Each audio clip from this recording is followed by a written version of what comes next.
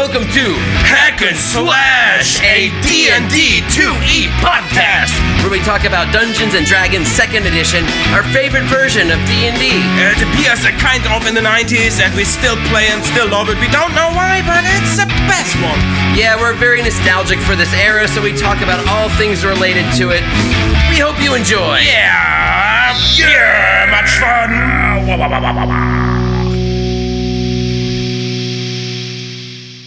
He flexed his muscles to keep his flock of sheep in line. He made a virus that would kill off all the swine. His perfect kingdom of killing, suffering, and pain demands devotion, atrocities done in his name. God is dead. And no one cares. If there is a hell, I'll see you there. And that was 9 Inch Nails. Did you know it? I totally knew it, but I didn't know. It sounds so familiar. Cool, dude. Nice. Welcome to Hack and Slash number 5. Yeah, episode 5, Hack and Slash, a D&D podcast. Finally. That was Heresy by 9 Inch Nails from the Downward Spiral album. Nice. I never listened to Nine Inch Nails so much, but this song, or especially this quote, I know, kind of. I don't know why. Well, but it's a pretty good, I think it's one of his more famous songs, you know, God is dead. Okay, yeah, nice. And no one cares. I have a friend, Matze, in Kassel. Shout out to Matze. Hey, he is also a big 9 Inch Nails fan. So yeah, so maybe I listened to that once at his place. Could be. Yeah, dude. I was looking. So today's podcast is our Halloween special. We're doing.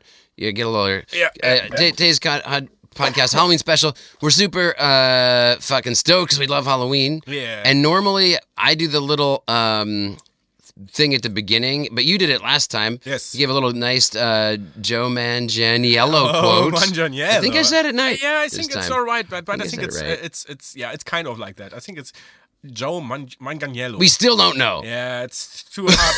Joe, please help us out here. Help us, Joe. Please. With every other things, do we need a lot of help from you in a lot of ways, homie? Yeah. Oh yeah. To get famous. Yeah. Help us achieve our life goals. Dude, but I'm so stoked and so glad that we are here sitting today because we had to cancel two little dates before. We wanted to record that thing. Yeah. Like 2 weeks ago, then you got sick. Then 1 week ago, I got sick. So that's a real horror. We got sick. We couldn't do the podcast so this month. Normally we're gonna record on a Friday. Today it's Sunday. So and we have just 2 days left to bring it out, but we will do it. Yeah, because we want to do it by Halloween. Michael, so Halloween's on Tuesday. Yeah. We're recording on the Sunday before. Yeah, and then we're gonna record the next episode on Friday again. Wow, it's all so close together. So I love it. I wanted to when I give my little quote at the beginning, I like to do.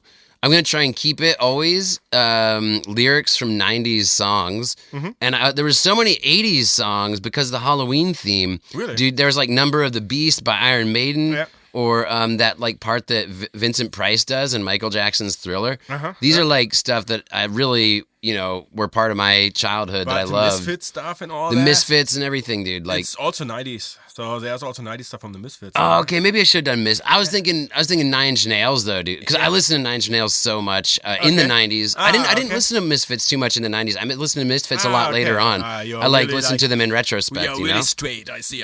No. I would have enjoyed Misfits. I think if I ever got a hold of the tapes or knew the kids. This was like the 90s. You kind of had to like. You didn't just have every piece of information in the world in your hands. You like kind of knew stuff through friends, and someone would say, "Hey, I got this tape and that." Mm-hmm. And like one of my friends had the Downward Spiral CD, and we listened to it a lot.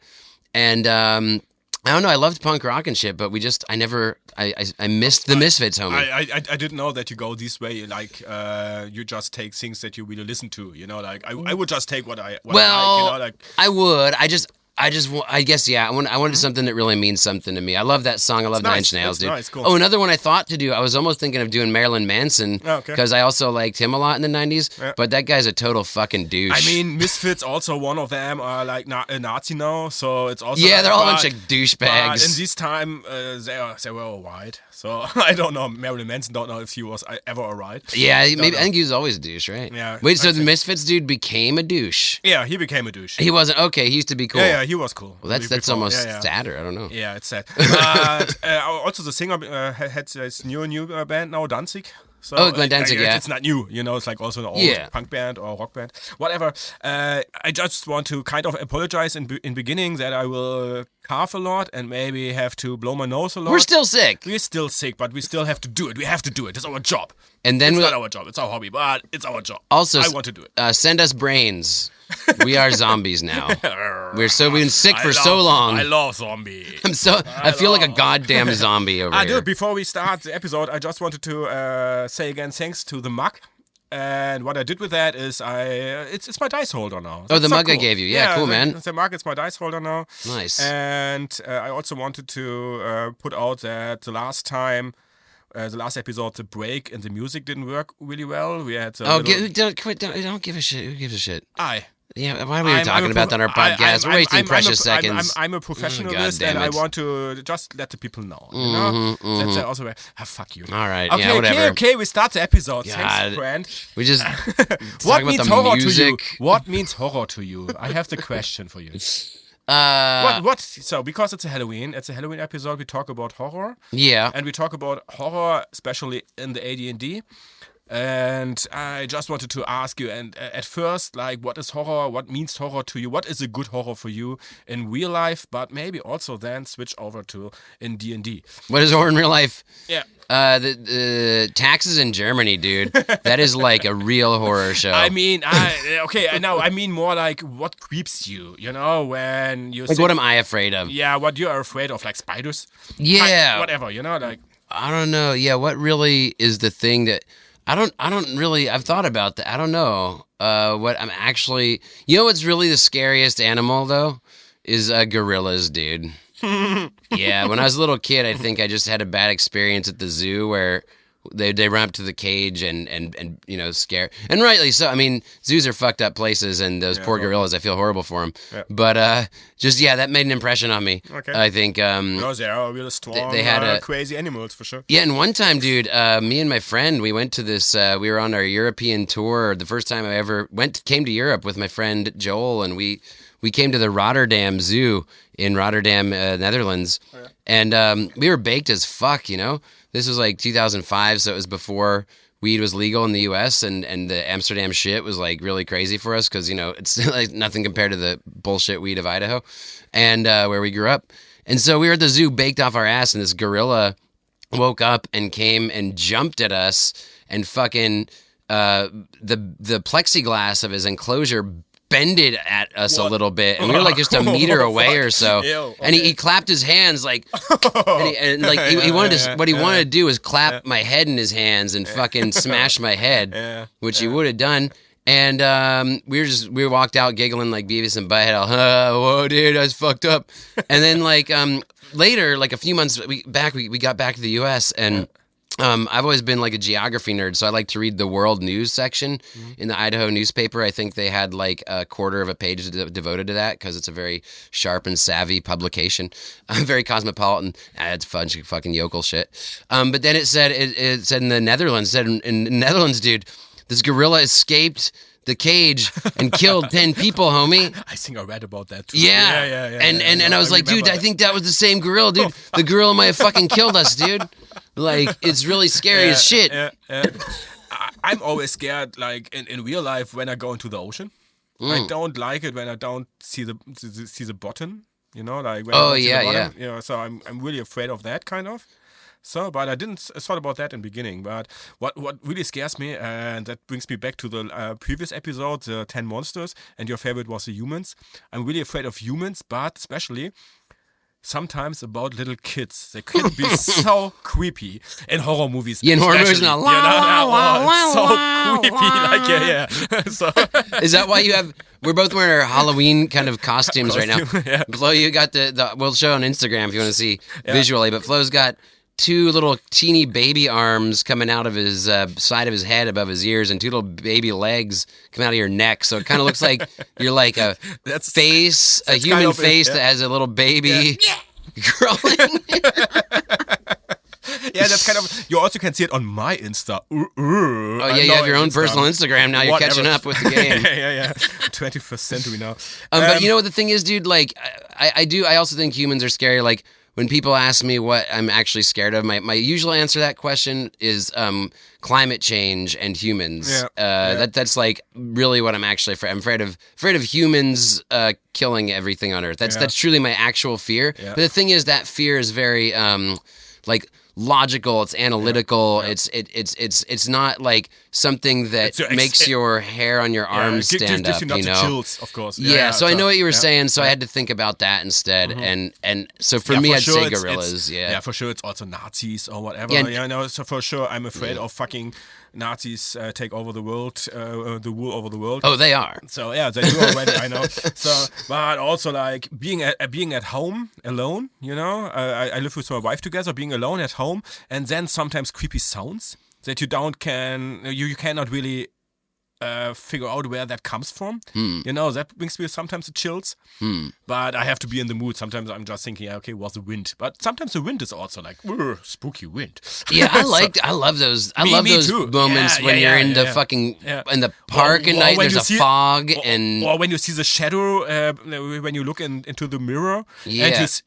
And it's kind of like a little bit dark in the room, and you look into the mirror and you think you saw a shadow moving behind you. Oh yeah, like, things like that. You know, like okay, right now I have the chills. You know. Yeah, like, that really freaked me out when I was a kid. I was like about 10, and that was when I was in this phase. It was right before I got into D&D, and it was this phase where I was really loving the supernatural, you know, playing with Ouija boards and all that shit. Oh, okay. And I never did that. We did the Bloody Mary, like too look in the afraid mirror and say Bloody Mary 3 times and all that silly shit, you know?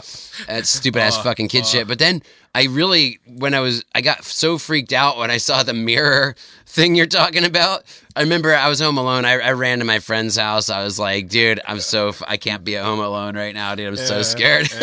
Well, I had, whatever, that would be too long, but I had also like a situation with Laura. She was in Bavaria by her parents, and she called me. And she tell the listeners who Laura is. They don't know. My girlfriend, my wife. Okay. Wait, your girlfriend? Is she your girlfriend or your wife? Both. What? She's my wife. It sounds ambiguous. I don't know. Whatever. Sounds like you haven't decided. She's my wife, but I still call her my girlfriend. I don't know.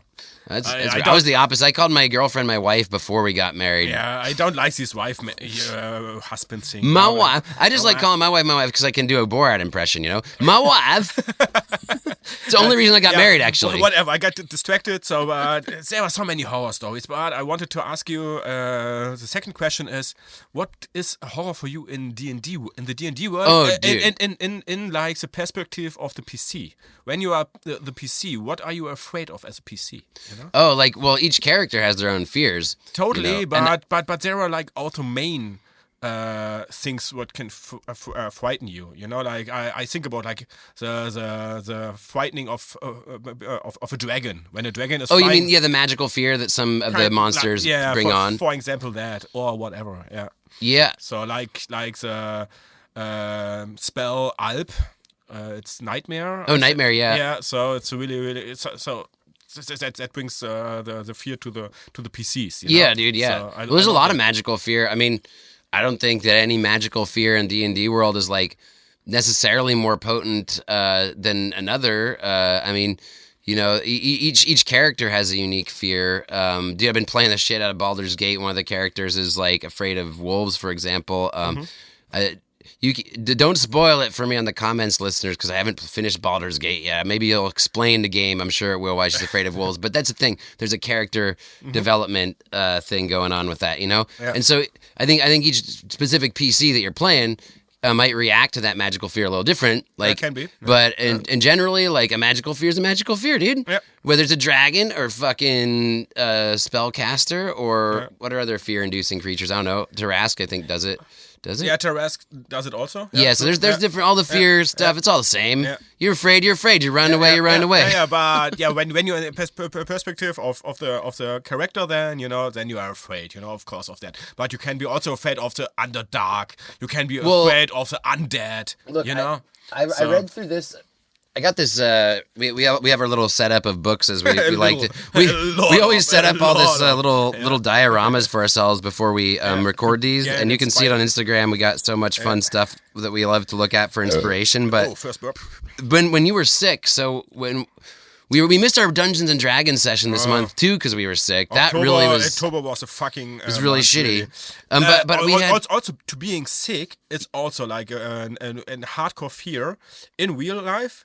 But also, like, as a character, you don't want to be sick, because the sickness in D&D world... the D&D sickness. No, but to being sick as a PC, can be so horrible, like, you could have a lycanthropy, or you could have, like, whatever, like a curse, or like a hardcore sickness, like a plague or so.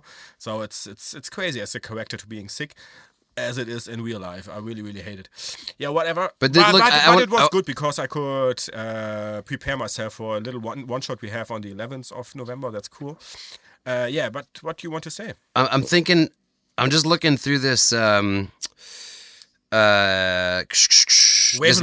Ravenloft. So when you guys got sick and we couldn't do the adventure, you were sick, and then I thought maybe the rest of our gaming group was going to meet up. Yeah. And I don't like to.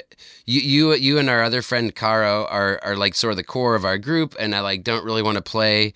Because I do a homebrew campaign that's very like based on the characters and kind of dependent. The story is dependent on the characters being consistent. Yep. It's not necessarily a in and out, like maybe some weeks you can make it, maybe not thing. Yep. I was thinking, dude, what if we just take a little break then? Flo can't come this week, which is super sad. And we'll just do one of my fucking badass Ravenloft fucking modules from the 90s that I got this one right here. This is Night of the Walking Dead by cool. Bill Slavicsek. Yeah, Night of the Living Dead. It's so inspired by the movie. So cool. Yeah, and I was really like jealous as you posted it on our WhatsApp group. I was like, oh no, I want to play that too, but then also got canceled. I was like, oh no, that's also. Then somebody else got sick in our group, and we're just like, we just can't play it. Yeah. I can't find the spot in here exactly, but there's a spot. Quote or what? Yeah, what I'm looking for is a part that says that this basically. Here it is. Look, I'll read you the quote here. Yes. What's cool about this module, one thing I loved about it, why maybe we can play it at some point, and here's a spoiler for you if we ever do. For everybody who's listening. For everybody. Guys, if you're playing the Advanced Dungeons and Dragons 2nd edition, and you're going to do Night of the Walking Dead by Bill Slavicsek, Ravenloft, very specific. Like, whatever. Yeah. You got to get a little closer, I think, I think you just... Anyway. All right. Sorry, technic thing again. Technicals. Yeah. Blah, blah. There you go, that's better. Yeah, no, it's better. Now I can see my line there. This is, in the swamp here, it says, like, it's supposed to, as a DM here, you're supposed to give a horror movie vibe. Oh, yeah. And it says, like, with the approach of nightfall, the sky becomes silent, even during the day, flesh out. Here it is. Here's the what I'm looking for. It says, feel free to add events to flesh out the adventure in the swamp. All of these supplementary events should be atmosphere and tension builders, not outright combat with more swamp creatures.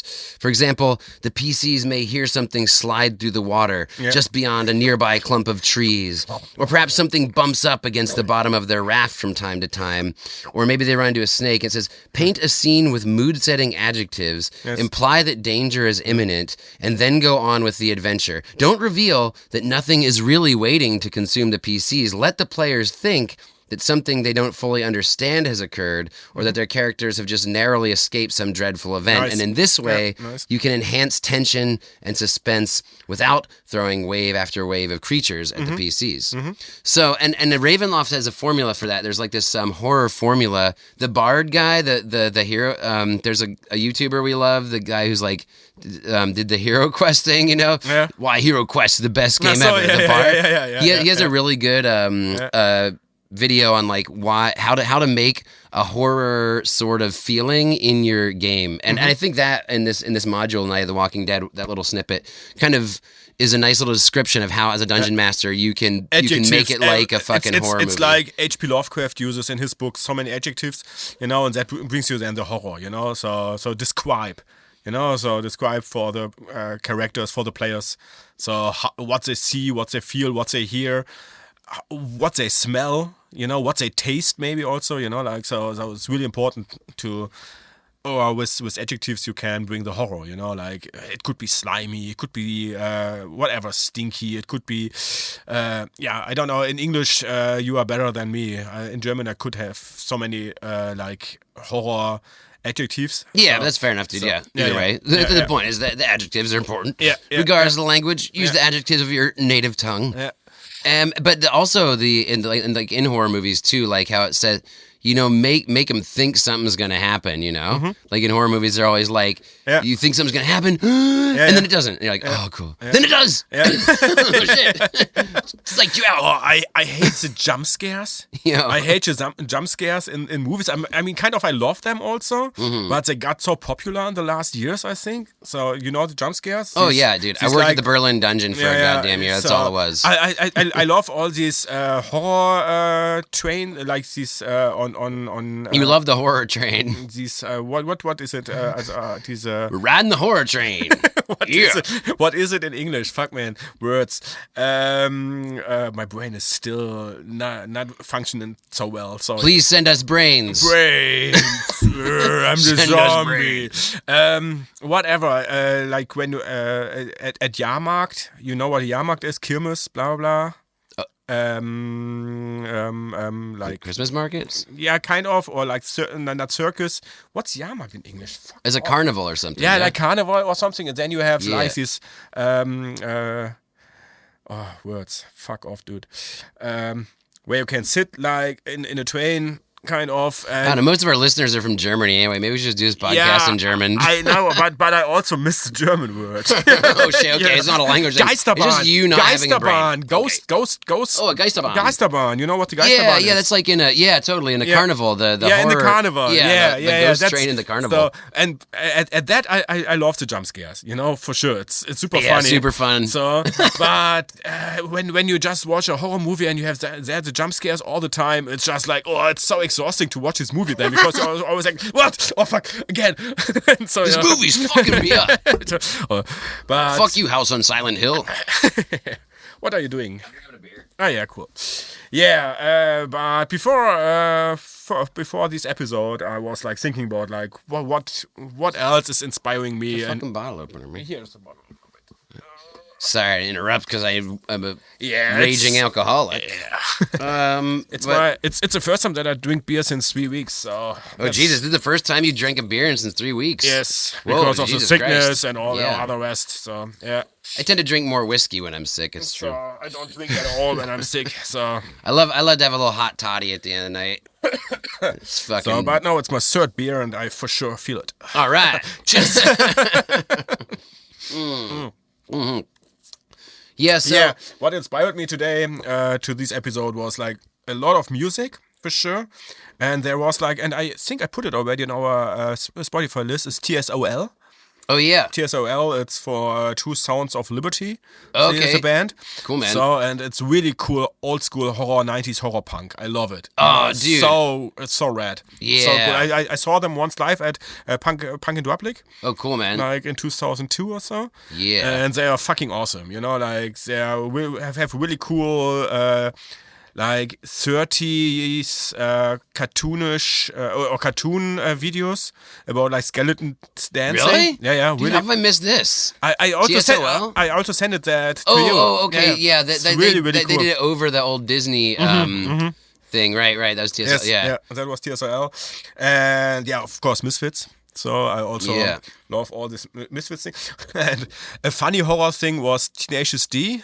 With the dude, Basil Boss, so cool, so rad, dude, so cool. And like of course, this Tenacious D song, dude, like tribute is basically that's like a D&D, totally D&D straight influenced, up, totally, yeah. Clearly. and I was like searching for like one of my favorite punk bands, NoFX, of course, So I was like searching for if they have anything with monsters or blah blah blah, and then I just found, of course they had this old shirt, the monster shirt. Oh yeah. So that's the only thing, but they don't have. I mean, they sing a lot about horrible stuff for sure, but they don't have really a specific. Yeah, they're not really like they're not a horror punk into band. the fantasy. They don't use a lot of fantasy stuff. But they have these monster shirts. That was cool. Yeah. So, I almost picked for my lyrical shout out at the beginning here. I was really tempted to do this Rancid song I love, but we were only 5 episodes of this podcast. I already did Rancid once, so I'm like, yeah, you love Rancid. I love Rancid. But they have next to NoFX is our favorite band. So they have that song. I forget the name. What's it called? But it's like the devils and the witches are looming on me. It's got that bass line. It's all boom, boom, boom, doom, I was like, that would be a cool one, but I'm like, nah, I can't just do Rancid every week just because I love them. Yeah, and then there's of course Warped Zombie or Typo Negative. Dragula also. I thought of maybe doing Dragula with Rob Zombie. Black Sabbath. Yeah. So super cool. Also love Black Sabbath. I've been loving the shit. Alice Cooper. Alice Cooper, of course, dude. Yeah. And you said it today before the episode. Michael Jackson with Thriller. Yeah. So cool. I hate to admit I love it. Mm-hmm. I don't even know. Is that a guilty pleasure to like Michael Jackson, or is it just? I love him too. Should you feel guilty about liking Michael Jackson songs? As we grew up with that, and he was a cool guy there. And he raped kids. Probably. Is that true? We just want to believe he didn't, so we can enjoy his music. Like, that seems selfish. I don't know. He made good music. Fuck off. So I mean, I will not listen to Adolf Hitler if he made good music. But you're like, oh, the Misfits dude's a Nazi and Marilyn Manson's a douche, but Michael Jackson, we can enjoy him still. I still love. I still listen to Misfits. I still listen to Misfits. So I still listen to all those guys. And I never listened really to Marilyn Manson. So I never was a big fan of Marilyn Manson. So whatever. I enjoyed him. Yeah, one or two songs I loved too, but whatever. So but go back to D&D and horror in D&D, or influenced from D&D maybe. Like what kind of horror? I mean, Lord of the Rings. I thought about like, where's the other horror? I mean, the orcs. In there's the movie, some horror. But in Lord what of the Rings. is really, really the horror was for me was Kankra in German, and I was like always like, why is it called Kankra in German? It's in English is shallop. Shallop, yeah. So Kankra, shallop is an old word for spider, and Kankra also, but in German, and that's why they named her in German to Kankra. In English, it's shallop. So this situation with shallop or Kankra in German, spider, I think that was a really, really horror situation, Yeah, for sure, dude. So I love that. Yeah. Love that spot there at that movie. So I had that really in my mind also, like when I thought about movies, then I thought about like zombie movies like Night of the Living Dead or Dawn of the Dead. Or like my favorite movie, it's not zombies, but Army of Darkness. Oh yeah, dude, that's totally badass. So cool. So yeah. But yeah, so many other medias again, what I thought about, like comics and music and television shows, like also Hercules and Xena. It's not so much horror, but a little bit sometimes inside, like the monsters could be horrify you sometimes. Yeah, they usually have like some horror episodes and stuff, you know, and but dude, in the D&D game though, I mean, of course, the horror setting is Ravenloft, man. Yeah, totally. It was always my favorite. That's why right here today I brought so many Ravenloft. This isn't even all of my Ravenloft modules, dude. Like nice. I played so many in the 90s that are still in my collection here. I think maybe just once played Ravenloft. I never played Ravenloft, so that's why I'm stuck in. I stuck in Forgotten Realms, and I thought about like the horror there. What is horror for me there, or for the PCs? So, and that is like also for sure the undead. And what kind of undead was my favorite one is kind of the lich and the zombie. And the vampire. Yeah. So these three was like the most horrified.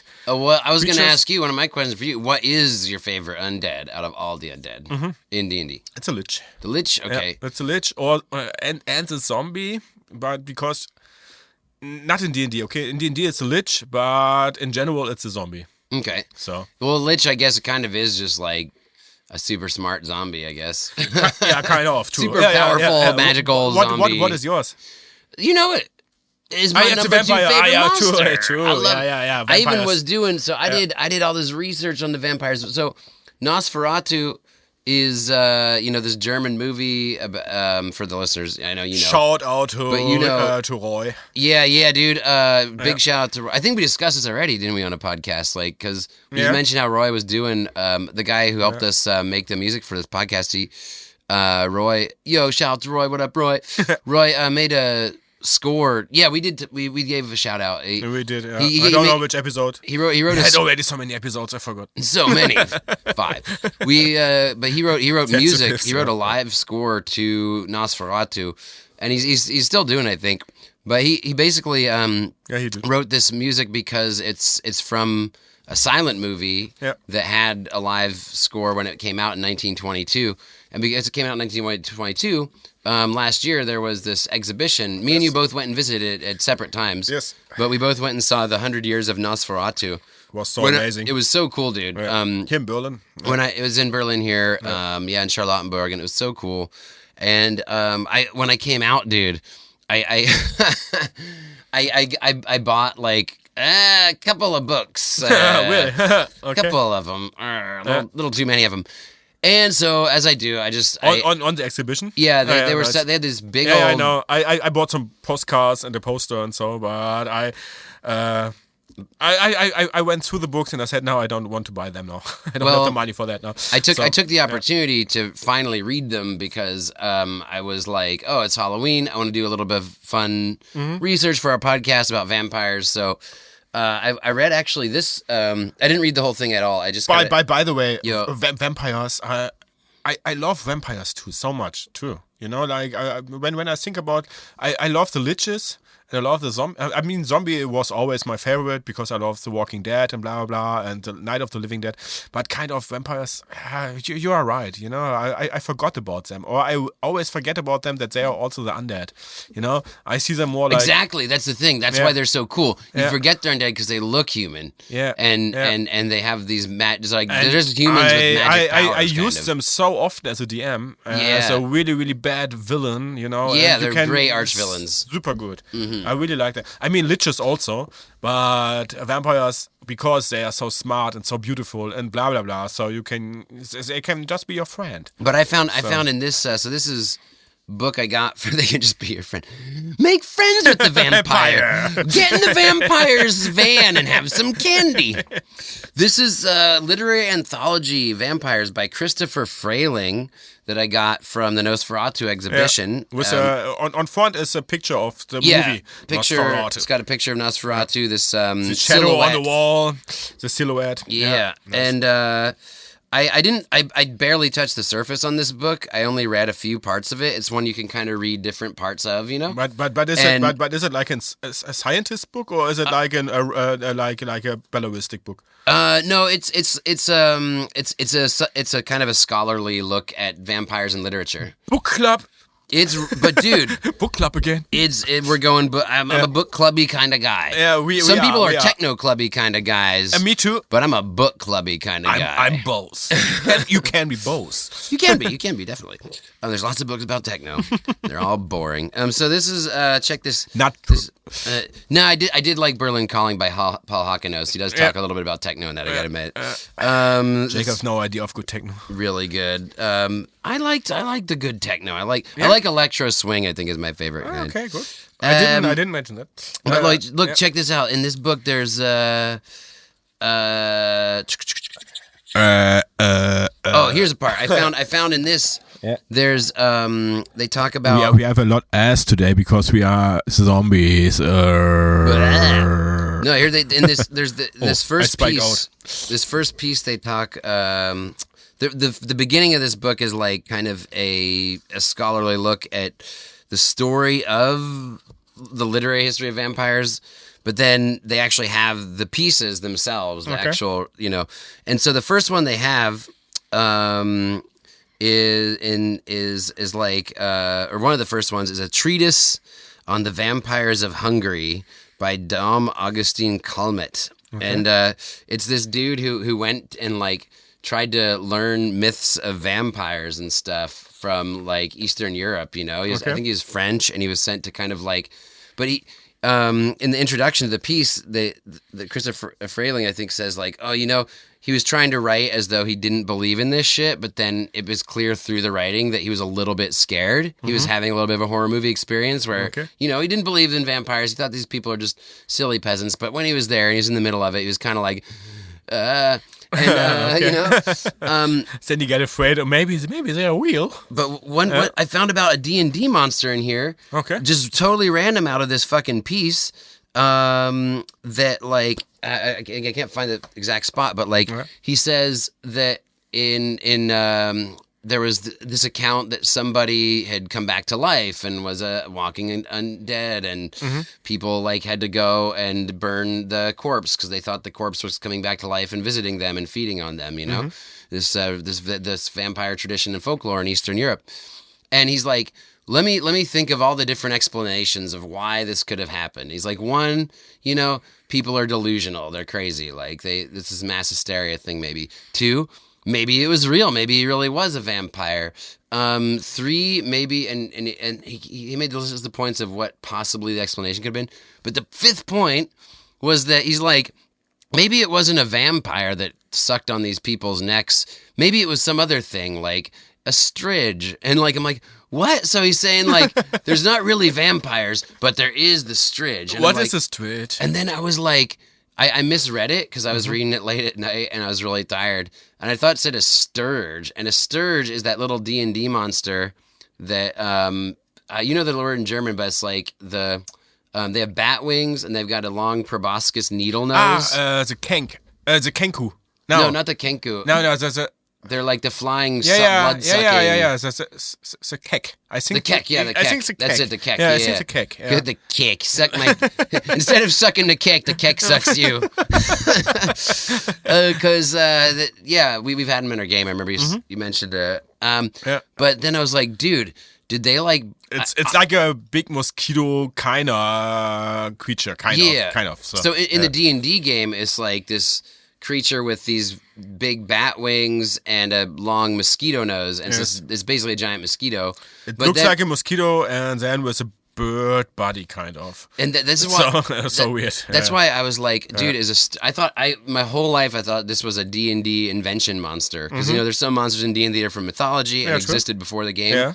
I always thought that much like the owl bear or like the gelatinous cube that like the sturge was the creation of the nerds of the 70s. Yeah, the rust monster or whatever. Yeah. But that's why when I read this vampire book, I was like, what? Dude, did the sturge already exist? Crazy. And then I looked it up and it was like, it's spelled a little differently. Again, stridge and sturge. Because I was like, I can't find sturge in mythology anywhere online. Yeah. Like, why is it not? And then I reread it and I was like, oh, it's not sturge, it's stridge. And the stridge was like this take on the word strix. And a strix is from it's from the Iliad, or I think, or from the Odyssey, one of the old Greek poems. Yeah. And there's these flying bird creatures that come suck your blood. They're like vampire bird humanoid. Yeah, it's like that. Yeah, but it's a little different if you look at the stridges. Yeah, but it looks like this colibri in German. This bird that can fly on one point for like minutes. Oh, like a hummingbird, yeah. Yeah, hummingbird. So that's like a kek, It's like this. It's a mixture of the hummingbird and a mosquito. Mm-hmm. So maybe that's where they come from, So like maybe in the imagination of the D&D monster creators, they were like, if this thing was like a bird, what kind of bird would it be if it sucked blood? Well, hummingbirds suck out shit. This thing sucks out shit. But it's going to be like a mosquito hummingbird fucking thing. Maybe. So cool. So funny. So good. Yeah. I love it. But dude, that sent me down such a rabbit hole. I was like right about to go to sleep, and it's at the very end of that story where he mentions it, and I'm like, oh, I can't sleep now, dude. It's 3 a.m, but I'm jumping on my phone. I got to see what the fuck that shit's about. Nice. Dude, also other monsters which really, really are horrifying. In like not Ravenloft, also like the classic D&D, it's like the illicit, the mind flayers. I think they are so horrible. Yeah, that's horror. So that's Lovecraft very clearly. So Lovecrafty. Yeah. And also the gibbering mouser. Oh, the gibbering mouther, yeah. So it's so creepy, you know. I have the little mini. I love that you have this. Yeah, me too. It's so cool. Will you tell the story about how the gibbering mouther, to our listeners, like the one you painted looks just like the one that's illustrated in the book. That's so weird. Remember? Because we had it in my game. Yeah, but it's this one. Yeah, but isn't that the same as the illustration? Yeah, it's the same. That's the illustration. Yeah, but I don't paint that.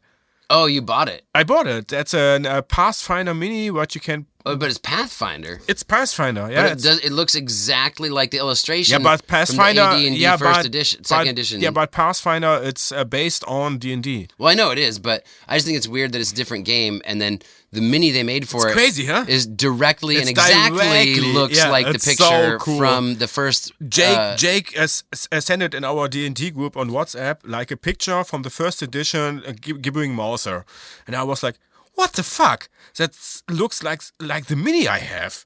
And I put the mini out and I turn it around and find the right angle, and then I figured, yeah, it's directly from the picture. Yeah, they took it directly from the first picture. And put it maybe in a 3D printer or whatever. I don't know, but it's so funny. I was like, cool, I have a mini what's directly from the picture. That's so cool.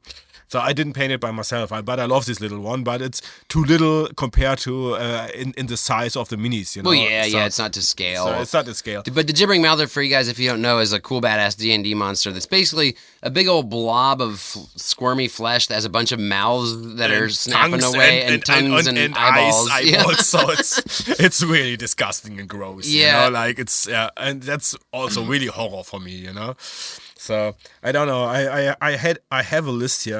I think I get through it already. I don't know, but I have a look. Yeah. I got some shit to talk.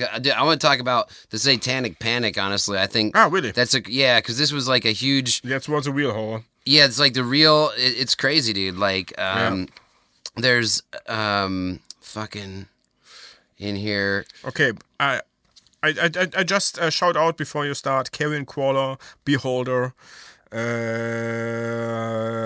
Demons, the Ankek.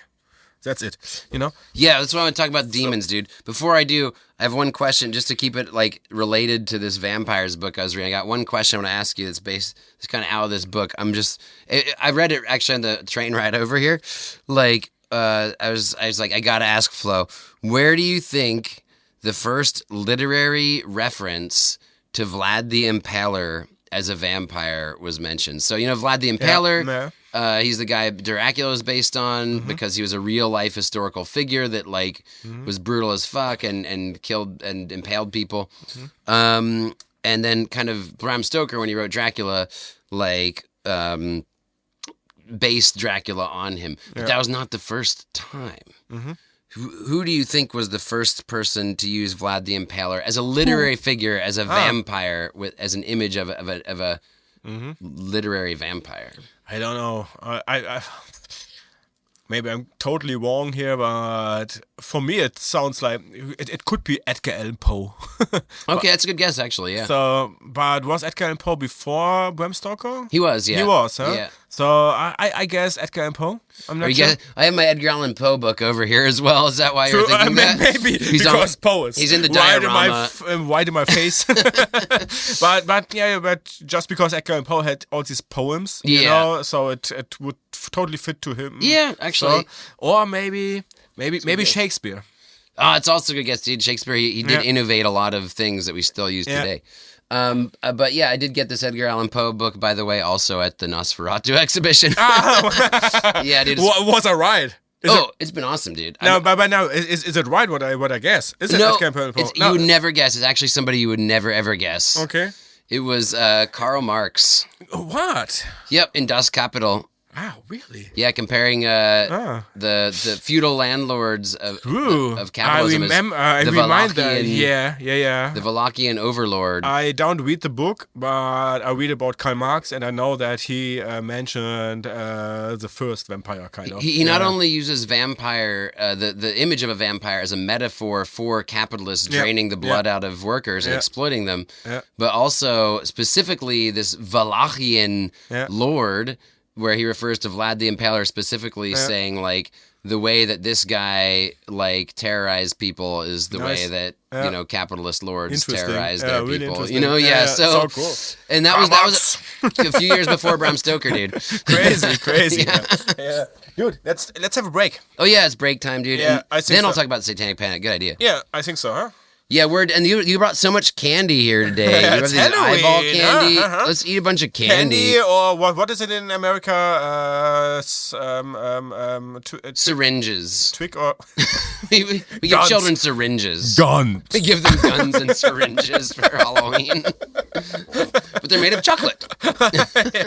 You can shoot with them and eat them after. It's still possible. So, come on. Let's have a break. All right, we'll be right the fuck back.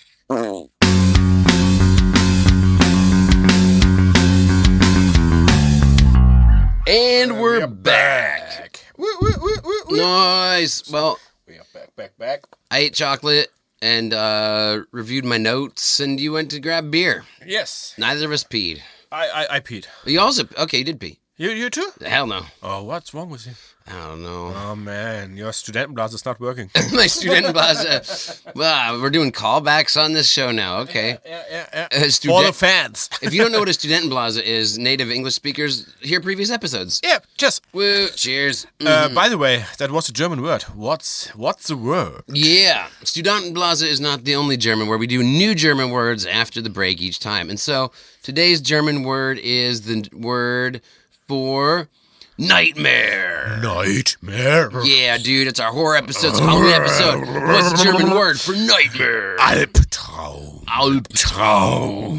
That's the Albtraum. So, one thing I love about this word is that when I first started taking German classes and they told us this word. Cool, they did. Yeah, it was in the A1. The first. Yeah, It's a fun word, Yeah, dude. It's a fun word. You know, it's Traum, it's dream. Exactly. And Alp, it's this creature. The Alp. The Alp. The Alp. That's like, I don't know if it's a demon or a ghost, but it sits behind your neck, kind of, and shows off in the night. And brings you the Albträume. That's the Alp, I think it's from Bavaria. Yeah, Alp. well, here's why what I learned about it. I haven't looked this up or verified it. The Alpen and Alp. Exactly. So yeah, I think it's from the Bavaria. So I haven't again. Maybe I just don't know if this is true or not. 'Cause didn't actually look it up. But what we learned from the German teacher, again, I did my first German course at Portland Community College. I cannot say this. I don't know. Nice. Don't know if she knew her shit either.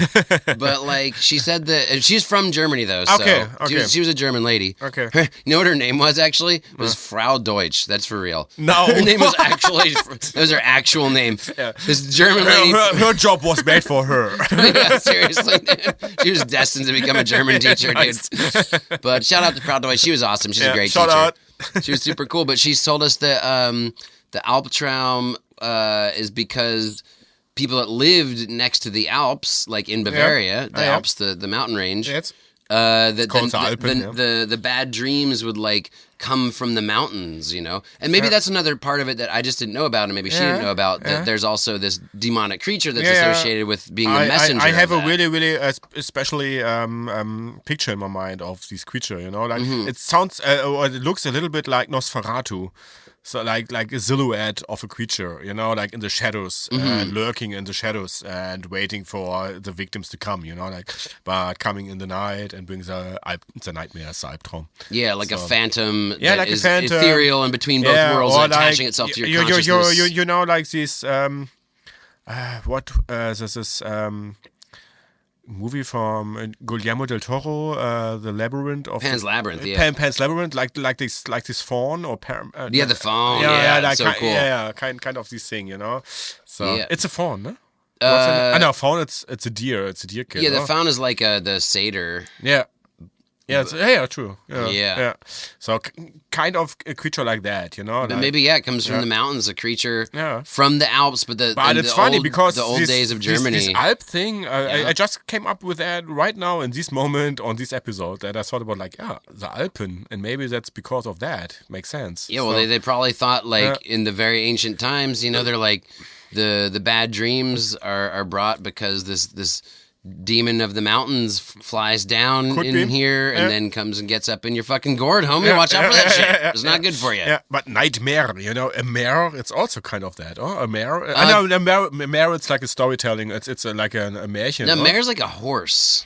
Ah, okay. It's is that this horror horse? It's like a darky woman horse. Ah, okay. So nightmare. Female horse. Yeah. Yeah, it's like a horse, that comes and visits you, I guess. Ah, okay. So it's kind of the same. So it's funny. I think the point is that no matter what your culture is, the dark thoughts that we have in our subconscious are not our fault. It's always somebody, extra entity from somewhere else is bringing him into us, and it's not us. It's not me. It's a demon. Yeah, it's a demon. It didn't. Or was it Satan? It wasn't me that dreamed about fucking your wife. It was a demon that brought that thought in my head. It was not my idea in the beginning. It had nothing to do with this. I mean, I still liked it, but the feeling comes out on us. Got to project onto, and that brings me to the next point. Honestly, is the Satanic Panic, projecting the idea that like the dark parts of ourselves, it's caused by something else. We have to always have a scapegoat for it. You know, they always have to like have it. And hey, dude, there's a Satanic Panic thing. Huh? I sent it you last week or so. I sent you so much stuff. I know. You send me too much. I can't keep up. I know. You might be obsessive compulsive, dude. Yeah, I know. I am. Yeah, kind of.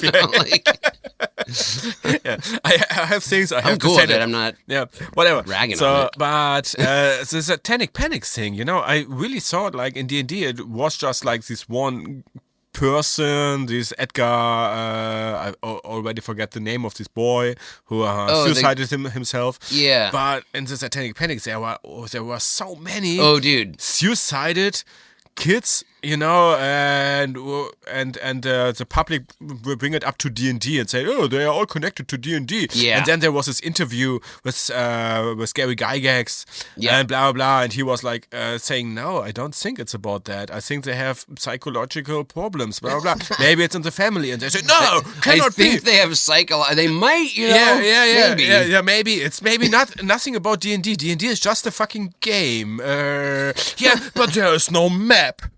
So, what?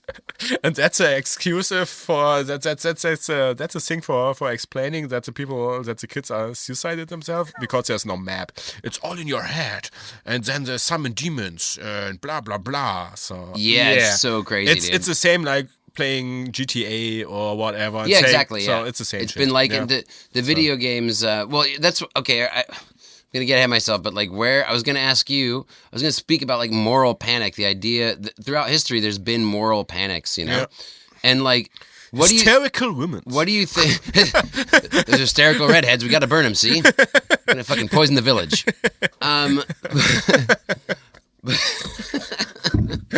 But what do you? What do you think is the next? Sorry. What's the next moral panic? What do you think? Because here's the thing. What I learned from going down this rabbit hole of research is that the New York Times reported in 2016 that Dungeons and Dragons as the Satanic Panic was over. They were like, this has been done for a while, but it's like officially concluded. Like society's moved on and have kind of collectively agreed. No more is there daytime talk shows saying kids are killing themselves because of Dungeons and Dragons. Cool that they make a point behind that. Yeah, but there always is these moral panics in history. And I'll illustrate a few here. But first, I want to know, what do you think is going to be the next one? The next one. What's the next moral panic that's going to happen? What the fuck? We've been through D&D. We've had a few other ones. What? The next one. Yeah. Maybe it's something about like marijuana legacy. What? Weed's already been a moral panic, though. Oh, it was already? Yeah, in the 30s. That's why it became illegal. Ah, shit. Is because people thought that black people fuck everybody. Okay. Oh, yeah, true. So, yeah, also alcohol was already. So, okay, maybe, yeah. Refugees was it also? I don't know. It's I had to think about that. Maybe it's something like flat earthers. Flat earthers. That's a legitimate moral panic. Those people are dangerous. Yeah, so or lizard man. I think that's no, but see that is today. That's part of like the legacy of the D&D moral panic. Like a lot of people who think that like D&D is a problem also think that lizard men are real. I mean, it's all about Satan. Yeah. That's the thing. They're all scared of Satan. I mean, AI. It's a thing. Maybe that's a thing. Maybe AI is the next a Satanic Panic. You know, like it is already. You know, like AI is like the thing people are afraid of. I don't know, man. Though I think like the Terminator AI, style. But you know? that like, the thing is the AI that has legitimacy. That might be real. The thing with moral panics are they're always based on something that's not real. It's always something that like is in the human imagination, and then it gets like kind of, snowballed and collectively becomes kind of hysteria. Yeah. You know, maybe. But AI might murder us all actually. Yeah. So I don't know. That's legit. Yeah. unless I'm wrong, and then it's all fine, and then your point will be illustrated. It's like the robots didn't kill us all; they're all servants, and we're having friends. Then I stuck in games, but I don't know. Games are done, like with panic, so whatever. So actually, video games are spoken of as today's present day moral panic. Do you have that bottle opener again? Mm-hmm. I really need to just bring my lighter over here next time. What kind of man you are? You don't have a bottle opener. Yeah, I'm not like you Germans. I can't open it with my eyeballs. Sorry. And what is with your pocket knife, huh? The Germans, you guys can open your beer with anything. Yeah, that's true. With your eyeballs, with your teeth, with the edge of the table. Yeah. Whatever. Could you open it with your dick? I never tried, but Well, I think now's the time. No, it's the time. It's the my podcast. Beer, do it live on the podcast. Sorry, my beer's already open. Sorry. Okay, next time. Yeah. Oh, so, dude, check it out. I read this book.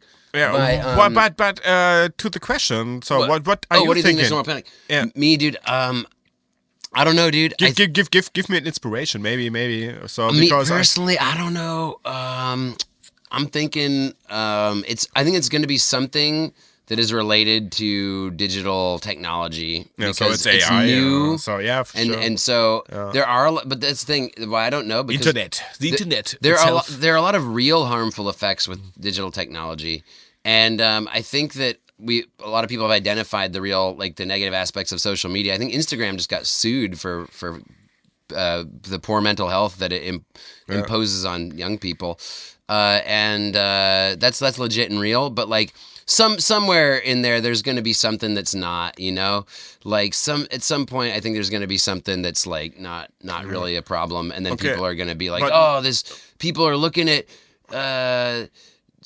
fucking cats. Look at cat videos or skiff moral panic. I just watched this documentary, Don't Fuck with Cats. It's so horrible. It's about it's a true crime thing. So could be really a thing. Don't watch movies about cats, whatever. But Satanic Panic.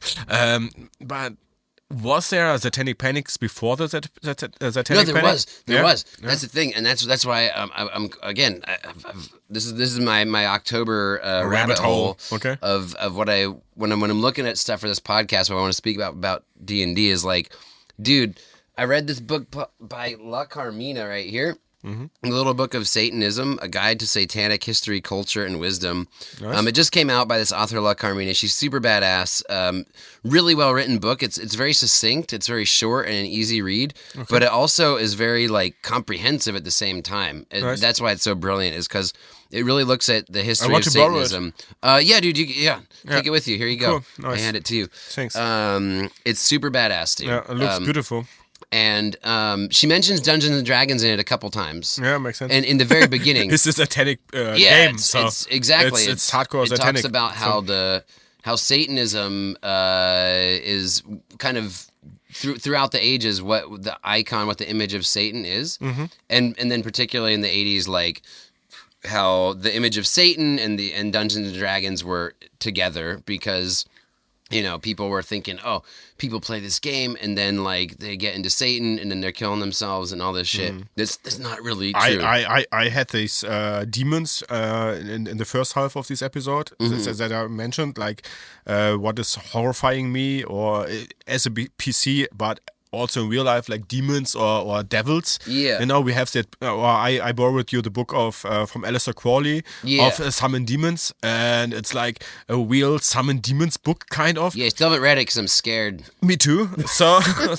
but, you know, D&D has nothing to do with that shit, you know. D&D is just a fucking game, you know. So, and people especially in the beginning of the 70s, 80s, 90s, didn't get that, you know. So in the 80s it was the start 80s of the Satanic Panic. So, but this also, look, check it out. This book I also want to borrow. I'm gonna give sure. you this. I knocked over the thing. Sorry, it's whatever. It's so glowing. The glowing zombie hand, dude. We gotta hold up this. We have so much gravestone shit here. all We have the over. gravestone here. It's glowing, you know. It's a zombie hand. But look, I So got nice. this. Here. The EC archives. I got this from Modern Graphics, dude. Oh, nice. So it's super badass.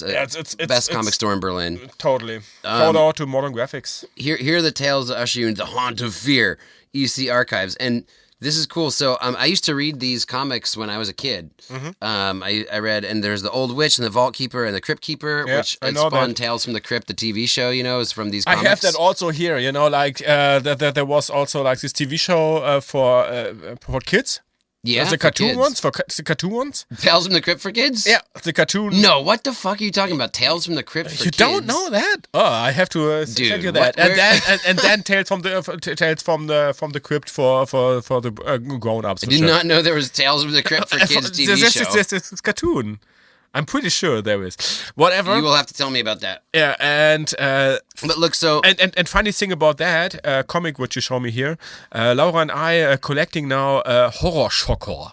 Horror Shocker. Oh, cool, dude. It's like an German thing from like punks and blah blah blah, painted cool little horror stories like in these times, but also like fantasy, and they are totally inspired by these old. This pulp magazine this stuff. pulp magazine stuff, totally. So dude, it's rad, so dude. nice. I Cool. now want to see some of your shit for sure. Yeah. I will bring. I forgot time. today. Yeah. When I come over, I'll come over. We're playing D&D on the 11th. We'll check. It's on our toilet. I'll spend a lot of time on your toilet. Yeah, for me too. sure. Knowing our D&D sessions and the kind of food we consume there. Yeah. But look, this is has a foreword. It's written by Robert Englund. And he's the guy who played Freddy Krueger. Ah, nice. And he talks about how these Haunt of Fear magazines also influenced him as a kid, as a horror aficionado, you know. Yes. And he said, like, in the intro, he's like, these in the early 50s when these were published, they got like censored, and there was this dude who wrote this psychologist that wrote this book, The Seduction of Youth, and then all of a sudden, like, these got banned. That's when they started creating the Comics Code Authority. And it was this moral panic that was based around comics. Comics was the object of the scapegoating, yeah, you know? that's true. And it was so weird. Then I looked into, like, how they had to redo all this stuff. Like, they had it's also with Superman and blah, blah, blah. They got so fucked. So I remember that. Yeah, we read about that. And it's a moral panic that's based around horror comics. Yeah. But it's just the exact same thing It's the same fucking thing. as Dungeons and Dragons, like 30 years later in the fucking 80s. Dude, you know, when you're ready with that, I want to read that. And I have one. I'm sorry, I almost finished it. I will give it to you next weekend when we play our for D&D sure, game. I also want to have it. You know, like it's a fucking nice art piece. I love it. It's so cool. So, yeah. you will see it on Insta. So Yeah, I'll put a little shout of that of the cool. Haunt of Fear. Yeah, but it's one of these many things. Yeah, and again, yeah. how comics and D&D world and is so then related. it was like in the US, like alcohol. You know, like Prohibition. Yeah, the Prohibition era. thing. Yeah. So Yeah. So, and I don't know what else, you know, where else? Witches. witches, and cats. I sent it in our group. This old Disney movie, like a 5-minute short movie about cats. I still want to watch that, right? So, and that cats once was like holy, and who are really like precious creatures, and then there was like kind of a satanic panic around cats also, and people humans wanted to kill cats because of they have the demons inside and blah blah blah blah blah. So and they are devils sing, So maybe So maybe it's also a simple thing like an animal. Could be. It's anything. Like humans kind of seem to always need. Again, this is why they're the top number one worst monster. Right now, we are again in this fucking horrible time of people hate or people anti-Semitic. So maybe a constant trope throughout human history. It seems they always have to have this fucking thing that's making them like this mythological story. Something out of the shadows. Somebody's gonna come eat your children. Is it somebody's gonna take your children? Is it the Dungeons and Dragons game that will cause them to kill themselves? There's a bunch of Jews in the wood fucking sucking their blood. It's always gonna be something that's not real.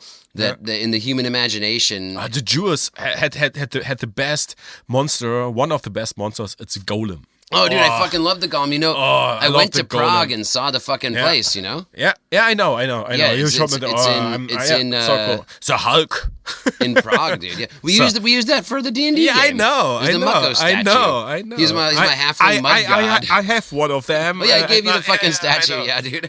I totally know that. So I love that. So. But dude, here's a crazy fun fact about the fucking about D&D related to Satanic Panic. So that when they came out in the 80s, when you're talking about when Gary Gygax gave this interview, and he had to really defend this game and say, look, and that was like kind of in the early 80s. They made this cartoon, the D&D cartoon. They're trying to make it more kid friendly. Yes. And when they make came it out, more open to the families. So for family friendly. And so they did away with the demon imagery, and they also in Ravenloft particularly, like on this is I'm showing you Adam's Wrath here by the author's not on this. That's weird. Just Adam's Wrath. Nobody wrote it. It came out of its own. Wow, it's a nice picture. But this is like one that this is a Frankenstein based adventure. Yes. So there's Frankenstein on the front. Yes. And they kind of like with Ravenloft at this point took Frankenstein mask. We got Frankenstein mask over here. We got so much fucking shit over here. So much Baz Halloween shit. But they were like, I read this in the Art and Arcana book, our go-to main source of a lot of our info for this podcast. Yeah. But they as for Ravenloft, they said, let's use horror in a way that is like from old horror movies, like Frankenstein, Wolfman, Dracula, all that 50s shit, Bela Lugosi, and take it more Night that of the Living direction, Dead, blah blah, and so that it's more consumable for the parents and the adults, and they're not going to think, demon worshipping and Aleister Crowley, because they know that, and because it's more romantic. Yeah, pajama parties with Dracula, and more, trick or treat, more in the romantic way, but just because of them, because of that fucking idiots, like. Yeah, but that's why in the second edition you mentioned the D word a few times here. I'm not talking about dick. I mentioned that. You mean demon? Yeah. Yes. Yeah. Yes. They when they made AD&D second edition, they couldn't. They decided they're not going to use the word demon. Crazy. And remember, like Demogorgon, for example, it's one. No, the Demogorgon's not in fucking the second edition. But I have a book of the second edition. Is it? Yeah. Well, it's not in the monster manual. No, it's not the monster manual. That's in the mythology of monsters. In the myth, okay. So, but even did it call it a demon? No, it's a god of the demons, I think. Okay, well, in the monster manual, they don't do demons, dude. It's true. There's no mention. It's no demon, no. But there were a devil. No, they don't say the word devil. No, but in German, there's das Teufelchen. Okay, well, maybe in German, dude. Like, they get it because because we don't have you guys are fucking crazy. You're like we are fucking Nazis, so we can use like these words. Well, no, but in the 80s, like I think overall, like in my opinion, in my experience, like Germans are just kind of slightly at least more sensible about the way that they guys think about the idea of gods and devils. You don't take it so literally. There's not like an evangelical Christian movement here that's trying to cause insurrections to overthrow the government and shit. So you are that's cool. You have more different ways. Yeah, they're crazy. They're stupid crazy people over there. But to come back to the point, I think you're right. There were no demons in second edition. There's right. no, they couldn't mention it. They didn't put. So the Tanari and the Batzo are like in the AD&D second edition monster manual, and then they're like these fighting demons, but they don't call them demons, and they also switched their kind of mythology to be more about the blood war between their two different things, and they stopped focusing on possession or the idea that demons will visit humans or anything like that. You know, they were like, oh, we have to clean this up a little bit because of the Satanic Panic. It's so sad. Because demons bring you so much, you know, like so much influence and so much more potential into the game. Also, I mean, we don't need that really because there are so many other cool monsters which you can use, but demons are so interesting. Yeah. So. And I'm sure as a creative DM, you could, if you're homebrewing or whatever, you could do whatever you want and you could make it happen. But in the modules and stuff that you were buying, none of that. And all this stuff, Night of the Walking, Dallas Ravenloft shit, it's all like zombie movies. Yeah, they are totally afraid Frankenstein. of being cut out, you know? Like, for sure. Yeah, they had to make it more. But also, here's a funny, crazy thing. Is then in the late 90s is when the Satanic Panic kind of stopped. It seemed to have kind of subsided or ended by about the mid-90s. And then AD&D 2nd Edition brought out the Planescape, right? True. What we're gonna play on the 25th? I'm super stoked. Oh, me too. I played the first time then the 5e. Whoa. Yeah, Flo's first 5e game is going to be in November with Planescape. Excited. I have to read about the Planescape for sure before that. It's a big year for you, 2023. First you get on Instagram and then you try 5th edition. My first podcast and so my Jungfräulichkeit, it's over. But here's the crazy thing about Planescape. By the late 90s, they came out with, I think it was the last and final campaign world they made for AD&D 2nd Edition. And you know where Planescape is where, for the first time, the race of Tiefling was brought out. Okay. I didn't know that. I always thought Tiefling was like later. Yeah. But Tiefling was in 2nd Edition. And Tieflings are demons? They're like infernalings. Yeah, they're like demonic humanoids, basically. And I'm thinking to myself, my own theory on this is that like if they try to do something like that when the AD&D 2nd Edition first came out in like 1989, no fucking way, dude. No way. No fucking way. But by then the late 90s, 98 or 99, whatever it was, when they came out with Planescape, they're like, you know what? Like the Satanic Panic is over enough that we feel like we can kind of start getting back into the demon thing, and then they make like a race of demon humanoids. And and they got, and then they could do it, like because it was it was also more touchy then, you know, like okay, you can play as a demon, kind of, you know, like so it's more humanoid. So it's not like you summon it and you don't have any... Oh, but the image of a tiefling, dude, they wouldn't... In the satanic... In the sure 80s, not, but they also like, make it more friendly, you know? I think. It feels like more friendly, you know? Like just a normal demon, kind of, you know? Like it's just a regular old guy, just got some horns and red skin. I love the tieflings. I really love them. They're so cool. Yeah, but I always, for some reason, thought that was like an invention of later editions, dude. Like, I never knew it was like... I don't know. I didn't know that. Yeah, I didn't know that. I just found that out. Like, but that's Planescape 2nd Edition invention. Nice. But I do think that it's definitely... a product of its very specific moment in time, and that there's no way they would have tried to make tieflings be a thing any earlier in Dungeons and Dragons unless it was before the 80s. It's like definitely totally. You can only do it in like early 1st edition or when it happened, like in late 2nd edition, because the in-between time was the Satanic Panic. It's so crazy. The Satanic Panic thing, I don't know. You know, like what I saw like last week about this documentary, it was like, oh, why are people so stupid? Why are people so stupid? Listeners, please just send us your thoughts on that on Instagram. Why are people so stupid? I actually want to know. I want to know. I also want to know. You know, I type that into like I type that into Google sometimes. I'm just on the train. I'm just like, why are people so I'm wondering that right now. Why are people so stupid? Yeah, so often. There's a lot of theories about it. Yeah. There's a Ursula K. Le Guin. They just try to explain things they could not explain, and then they try to give others a fault for something. You know, like No, it's a fault of the parents. Maybe that the kid is psycho. It's scapegoating. So yeah. So no, it's a game. So yeah, whatever. He played the game maybe to escape something weird in your fucking family. So, but it's not the point that the kid kill itself, you know. So he just played a game. He could also play Monopoly or whatever. Like also Gary Gygax said, yeah. He could also play Monopoly, and they say, no, it's not Monopoly, there's no map. Whatever. It's just in your mind, and that can control you. Yeah, for sure.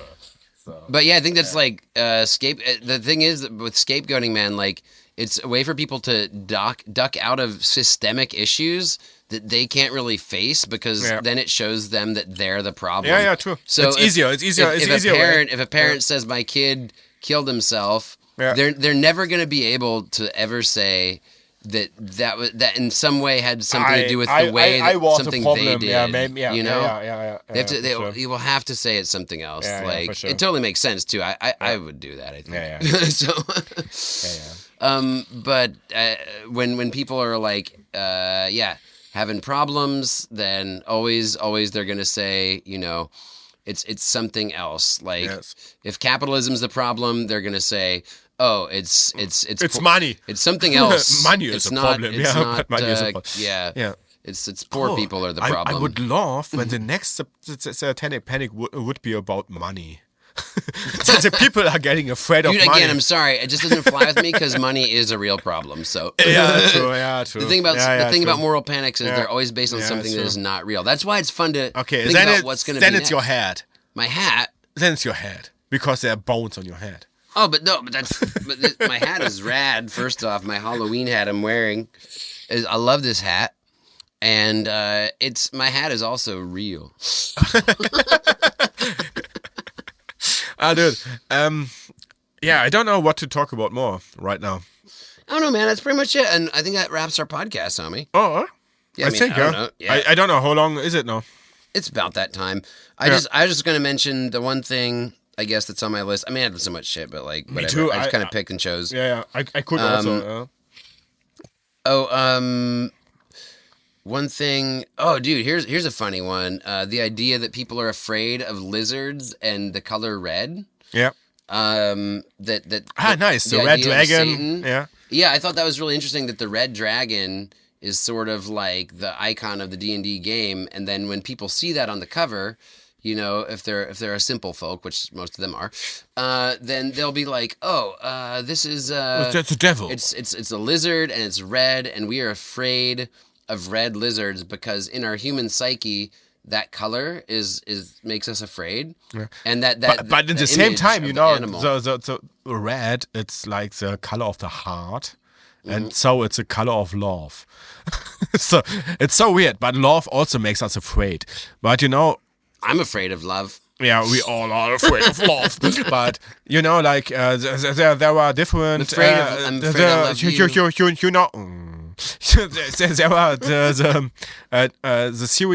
the theory of colors. You know. Yeah. What? So, no, I don't know. No, you don't know. So that every color has its own personality and its own feeling to it, kind of. So like, or also its own worms. No, not worms. Its own worms. Every color's got its own worms. You know. Wärme, like its own heat or cold, and blah blah blah. Like blue is cold. Yeah, for sure. Yeah. And red is it's hot. Yeah. So or warm. So warm, I mean. So yeah, it's hot. It's the hot color. Yeah, it's a hot color, and red makes you aggressive. Yep. So. Makes you aggressive, and that's also like the love. It's kind of like an aggressive thing, you know. Like it is. You want to. I have made a lot of aggressive love. We don't want to talk about that now. That's it's fitting to the horror story, but the idea of me making aggressive love is definitely a horrific image. Sorry, he also did that, we'll edit that at out. some of our campaigns and our quests. But yeah. Yeah, I like to use. Yeah, but back to the red dragon, you know, like so it's an aggressive color. It's a hot color, so it's a warm color. So, but what do you want to say about? Well, the beast in the Bible, of Armageddon is you know what it is? It's a fucking red dragon, dude. Yeah. In the Book of Revelations. No, I don't know. never read it really. I think it's badass. Even if I was since last month a Catholic guy. Yeah, you were Catholic till last month when you got out of the church, homie. Like, I never read the Bible. Oops. I guess it explains why I had to leave. Fucking Satan is in me. More callbacks. Check out our previous episodes. And also like last episodes kind of like these that I didn't know really that the smoke and Lord of the Rings is a red dragon. Oh, smog, yeah. Yeah. So that I was like, I don't know this color, but okay, but here's also, or I see the Red Wizard of Thay. Yeah. Yeah, so for example, you point to wizard, the picture. Yeah, and you have a red. Oh, it's more orange. Well, this is orange. Yeah, my shirt's orange because it's Halloween. Orange is not a creative color. This is a shirt. I'm wearing a shirt by the artist Michelle Purvis. She's an artist from Portland, Oregon, by the way. I'll put this on Instagram. No, don't make fun of her last name, dude. She gets that already. Come on, man. Like, sorry, yeah. You can imagine how many times. Yeah, her name's Michelle Purvis. Yeah, okay. It was retarded. Imagine if your name was Flo Poopenstein. Yeah, come on. My name is Flo Storch. Come on. Oh no, I don't want to say my next name, but whatever. Yeah, dude. I also wanted to just say names of artists I love. And which are like really, really horror artists. And okay. So it's for sure H.R. Geiger. Oh, yeah, H.R. Geiger, dude. Yeah. Badass. Yeah, I love Super cool. Kind of Salvatore Dali. Oh, yeah, dude. Yeah, I can see the horror. But most is Hieronymus Bosch. Oh, yeah, Hieronymus Bosch, dude. So, and he is so cool. And you can take his art really completely into like D&D art, you know? So it's so badass. Yeah, absolutely. So demons and little devils and blah, blah, blah. I really love that. And then Richard Corbin. Dude, it'd be really cool to have a D&D campaign that was just Hieronymus Bosch monsters. Super Imagine nice. That. Good idea. Dude, nice. Oh my god. Nice That'd be idea. fucking cool as shit. I thought about like, and that's the other artist I love so much, and I have also Richard Corbin is what we got. Hellboy over here. No, and Hellboy, it's Mike Mignola. It's the main artist behind Hellboy. Richard Corbin also painted once Hellboy for one session, but I thought about like an D&D campaign around Hellboy in this universe. I mean, it's in it plays in the 50s, 60s, 70s till today, but you can switch it over to the D&D world super easily. So I thought about that, and yeah, because of Mike Mignola, there's Richard Corbin, there's Francesco Franchanvilla and Duncan Figueredo, but also really cool, and I think you know them. You know him, Frank Francetta. Oh, I love Frank Francetta. So, and he has one of the best art. Yeah, of course, dude. So, but that's not just horror. He's just like he's kind of like the artist, the god of fantasy art, basically. You know, like Conan the Barbarian and whatever, and so many Warhammer 40k and Warhammer stuff, like also Warhammer Fantasy stuff. So cool. I just wanted to mention these artists because they fit into the story of horror, fantasy. Well, and blah, dude, blah, about horror artists though, man, another book. I don't. My backpack only has so much space. I didn't bring one of the other books I bought from the Nosferatu exhibition. I'm telling you, dude. I really it was a little bit. It was tempting, huh? Yeah, it was a kid in a candy shop type situation, dude. I couldn't help myself. I fucking splurged, and I got. But there's an Alfred Kubin book. Ah, okay. Alfred Kubin. And he is like a defining horror artist. I think I showed it to you, but I'll show it to you again. Maybe let you borrow it if you want. It's a hardback edition of. He has so many badass horror paintings, dude, and a lot of what the imagery from the movie Nosferatu was very kind of inspired. They wanted to make a horror movie, you know, it was the 20s, so there was still film was still a new medium, and so they had to go back to other mediums like art. They actually used a lot of well, they mentioned this exhibition as you saw, but they went back to art. Like still art, because that was the main medium before film that they were kind of having to draw from. They were taking images from still art and then putting it on film. And Alfred Kubin is like one of the main horror artists where they were like, check this motherfucker shit out. Holy shit. We really want to recreate the feeling that you get when you look at his art in this movie, sort of in the same way with H.R. Geiger and Alien. You know? Yeah. Like So just cool. taking artist and putting his thing on film. Maybe to wrap that episode up. So maybe I bring up one question, and so it's about like I have here different things like music, like genres. You're gonna open a beer with your dick then? After that, Right. and you have to pick one and say what's your favorite horror thing about that. You know, like music. Ooh, okay. Okay, Interesting, fun. So, yeah. Let the games begin. Let the games begin. So the first is like music. You can choose between music, games like video games or D&D or whatever, movies and TV, books and comics, and artists. What are you choose? And then choose which one is your favorite horror thing there. So it's music, it's games, it's TV, movies, and books and comics, or just artists. I would say books, dude, and I'm gonna go with like Edgar Allan Poe, dude, because I bought this book of Edgar Allan Poe poems, from the Nosferatu exhibition. I have it right here, and nice, and the softcover. That's nice. Yeah, I've been reading a different poem each night. Nice, I love it. And the thing is, growing up in the '80s as a kid, beautiful book. Yeah, it's super cool, dude. Yeah. And like Vincent Price was this guy who I don't know if you're familiar with him. I'm guessing he's not very Germany famous. I know him for sure from Oh, you all do the, know him? Yeah, for sure. Vincent Price. He's international famous. Okay, Yeah, I didn't know if he is for well sure in known German around because the world. of his movies and all that shit. Oh, okay. So yeah, for he's sure. he's an internationally famous. I guy. love him. I love Vincent Price. I can't. Sometimes I He still is don't one know. he is one of the main horror actors ever. So Yeah. Okay. So okay. if you're into horror, you know Vincent Price. Yeah. Cool. Okay. So it's like Sam Raimi.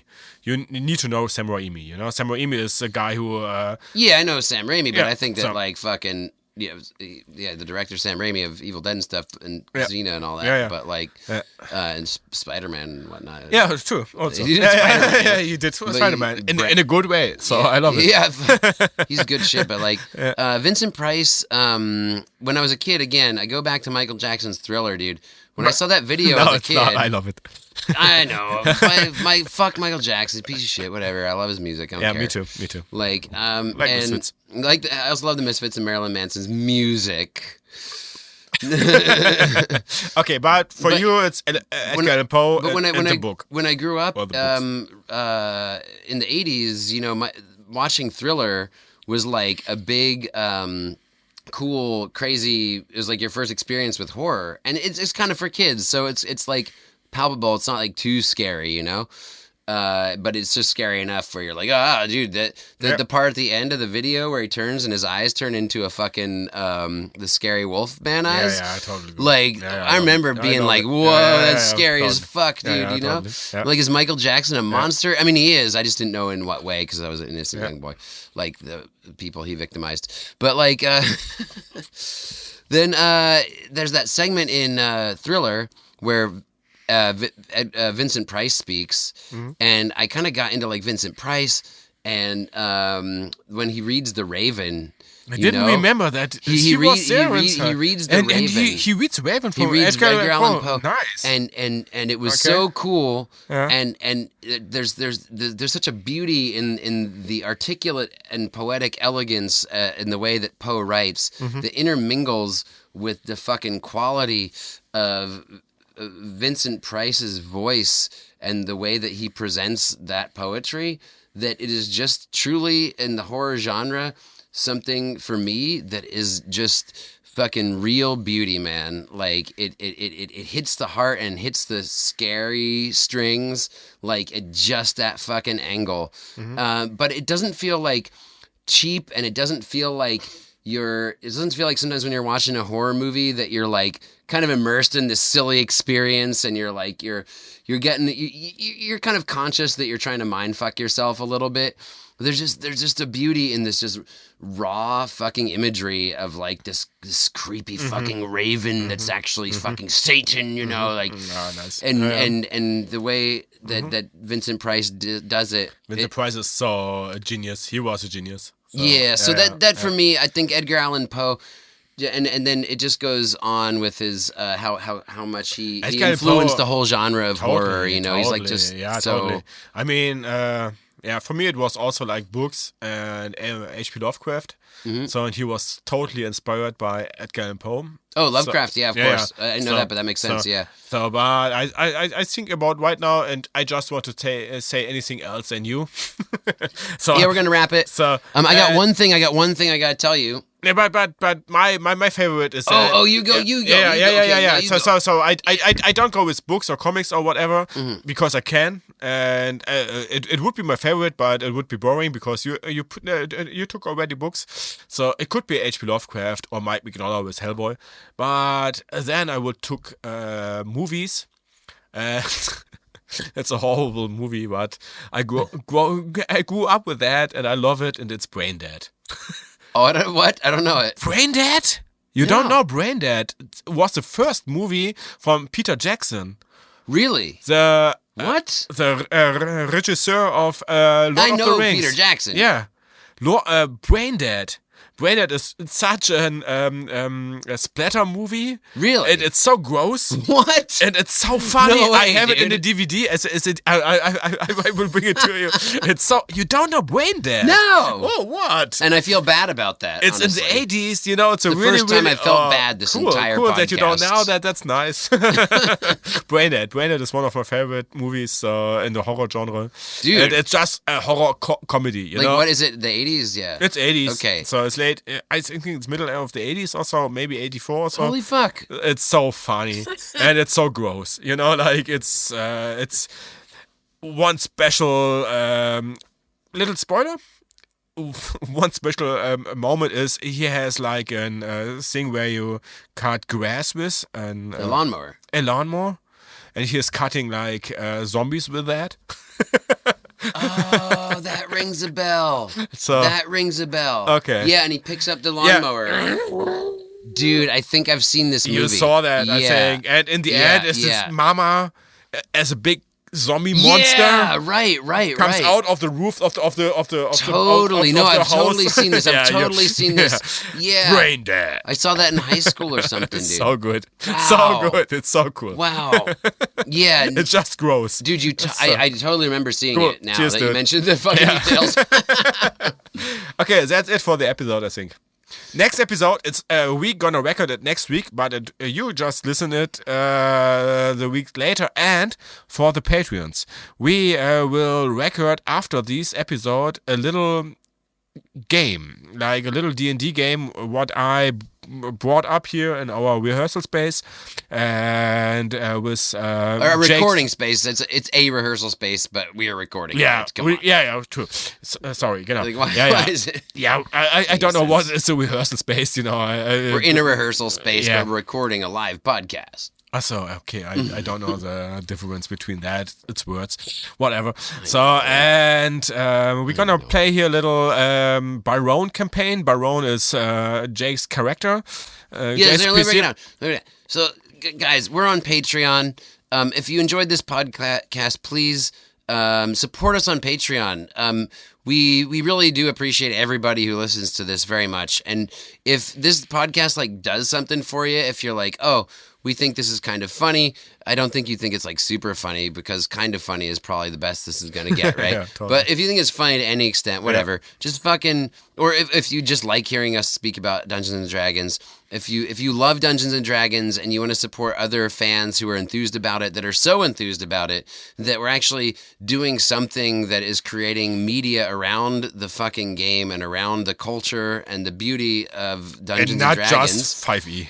Not just 5e. We're nailing a niche that maybe isn't completely there and represented as much as others because it's second edition. I mean, who the fuck plays this? If you still want to know. We still want to know. Please support us on Patreon. That's all I'm saying, dude. Yeah. You got some stickers, and then you maybe, no, not maybe, we're gonna record now a little. Yeah, I was getting to that. Hold on. Yeah. Let me just break it down a little more succinctly. We are playing a fucking game that is, Flo is DMing, and I am the player, and it's a one-on-one. And I made this character called Byron von Harker. And it's so fitting to this episode today. Yeah, exactly. That's why I bring it here. So Byron is named after the Byronic hero, and Lord I didn't even get into this part, but was Alfred Lord Tennyson, I guess. He invented the vampire literary genre. This is off track, but like Lord Byron made these. These kind of heroes that were these, dark and mysterious figures. And I wanted to make a vampire hunter character who was like that. So I named him Byron. But, I also love Dracula. So his last name is von Harker. And he's a human necromancer, and he's a vampire hunter. POC guy. Yeah, he's also a not black important, man, but yeah, and he's played by Tom Lister Jr. If he was, he's what I think the actor Tom Lister Jr. Rest in peace, Tom. I don't know him. Yeah, he's this really badass actor who like played kind of like tough guys, but he was a really good actor, dude, and he played like he was so cool. But he in the 90s was kind of like. He was in so many movies, dude. Okay. And he's my character would look like him, but like if he had long dreadlocks, and then was also a necromancer vampire hunter. And when Flo said I want to do a one-on-one campaign with you, what's the one character you'd want to do? I always kind of wanted to play a vampire hunter. So we've been doing it, and after we record this right now and we're done, I'm gonna play a little session, and we're gonna record that. And on Patreon, we'll offer you, if you want to kick us some money on Patreon, we will give you the recording of us actually playing the game. Because a lot of other podcasts have people playing Dungeons and Dragons, and other Dungeons and Dragons podcasts are people talking about Dungeons and Dragons. And we decided we wanted to be a talking about Dungeons and Dragons podcast, clearly, because we love it. But we thought about should we bring it into the podcast episode? But I was like, no. Don't do that, and Jake was also like, yeah, cool, it's good for Patreon. So yeah, I think it'd be a really fun little bonus thing. So if you want to kick us some money on Patreon, man, I mean, we're drinking like 3 or 4 whole fucking beers here. If you just kick us enough money to pay for the amount of beer that we're drinking on an episode of this podcast, keeps this alcoholic shit alive. Yeah, man, kick us like fucking 5-10 euros. We will give you a little slice of us playing of Flo, who painted these fucking brilliant miniatures, all these undead. Thank you. That and I painted Byron von Harker. Oh yeah, so nice. And Byron von Harker will go and battle the undead. We'll give it to you as a little bonus if you want to kick us some money on Patreon. And also we got stickers. And also if you like this, please interact with us on social media, even though it's just a hate machine. Yeah, turn it into love. And bring up some likes here and there and some comments because of the algorithm again. And I don't know if it's just my clicks there on YouTube. So I just want to interact with you guys. Please, really, please let us know who are there, who are listening to us. Really, I want to get in contact with you guys, and who are still playing second edition. I mean, there's this Instagram group of Advanced Dungeons and Dragons second edition, which Jake, I think, brought out, but there are other people who are there. So please get in contact with us. We want to know. I want to know. I want to get in contact with you guys. Talk about the second edition. Talk about D&D, whatever. And I really love if you hear our podcast. And yeah, we are still growing and learning, and that's so cool. And together with you. Let us know like what you want to hear about AD&D as well, because we'll probably talk about it. Yeah, for sure. Yeah, for sure. And we just talk about things, and talk so many shit. But maybe there are some topics you want to listen. So let us know.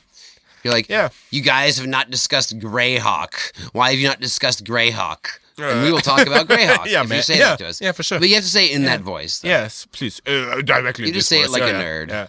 So I think that's it for today, huh? Yeah, that's it, man. Yeah. Cool, man. Thank you guys so much, man. Yeah, thank you so much for listening. Thank you so much for the support. Thanks to all the people who help us here. And yeah, that's it for today. And we will, of course, this is our Halloween episode. And because we were sick, we were hoping that you would have all of October to listen to it. Unfortunately, you'll more likely be listening to it in November after Halloween. But in any case, so man, often with Halloween people who bring Halloween stuff on YouTube and so, they always say, sorry, but I can't bring the episode before Halloween, blah, blah, blah, because I have to record that. It's always after Halloween. Well, we would have had it if we didn't get goddamn sick. Yeah, fuck it. That was a real horror. If you give us $100 on Patreon, then we'll send you our brains. And if you don't give us any money, send us your brains. Yes, good idea. Good. I was like, oh fuck, my brain is too small to send. Whatever. I didn't tell him if it would be our real brains. Ah, okay, cool. I we was just like send him a bunch of goddamn peanut butter. Maybe there are perverts out there. Oh shit, they're still listening. Yeah. Okay, hey guys, let's wrap it up. Last famous verse. Yeah. May you roll a natural 20. Bye-bye.